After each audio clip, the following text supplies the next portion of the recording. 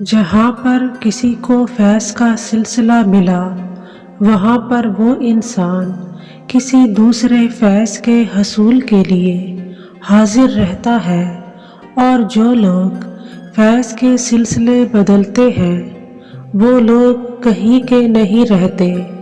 تو فیض کہاں سے ملتا ہے؟ فیض استقامت سے ملتا ہے۔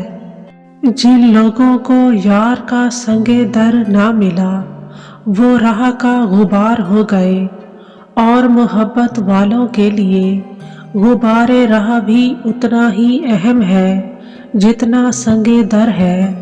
ایک چیز حاصل ہو اور وہ استعمال نہ ہو تو یہ فقیری ہے۔ وہ راز جو آپ کو سمجھ آ جائے وہ کب راز رہتا ہے؟ راز وہ ہے جو آپ کو بالکل سمجھ نہ آئے۔ زندہ رہو تو مرنے کا انتظار رہے، اور موت سے اتنا نہ ڈرو کہ زندگی ناممکن ہو جائے۔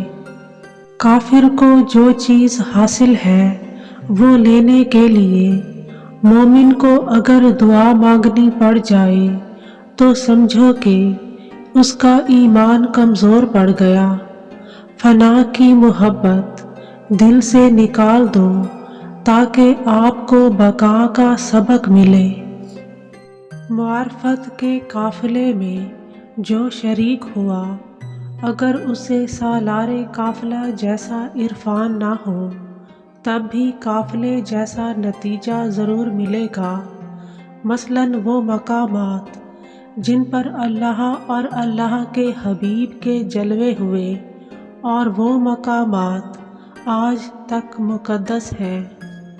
اگر باپ کے نالائق ہونے کے باوجود اس کا حکم پورے طور پر مانتے ہیں تو شیطان آپ پر غالب نہیں آئے گا۔ دعا کی جرات کرنے سے پہلے لقمہ حلال کی جستجو کرو۔ جس ذات کو آپ پکار رہے ہوں اور وہ آ جائے اور آپ اس کا کہنا نہ مانو تو آپ گمراہ ہو جاؤ گے۔ اللہ تعالیٰ کبھی وقت سے پہلے نہیں لے جاتا اور کبھی وقت کے بعد نہیں چھوڑتا۔ مسجد بے ضرر لوگوں کی ہونی چاہیے اور ضرور آباد ہونی چاہیے۔ انسان دعا کے وقت سمجھتا ہے کہ اللہ بہت قریب ہے، اور گناہ کے وقت سمجھتا ہے کہ اللہ بہت دور ہے۔ اس مقام پر آ کر انسان جھوٹا ہو جاتا ہے۔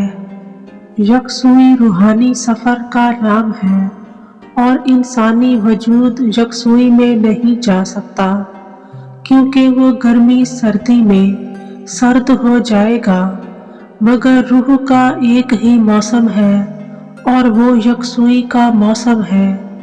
یکسوئی اللہ کی مہربانی سے عطا ہوتی ہے۔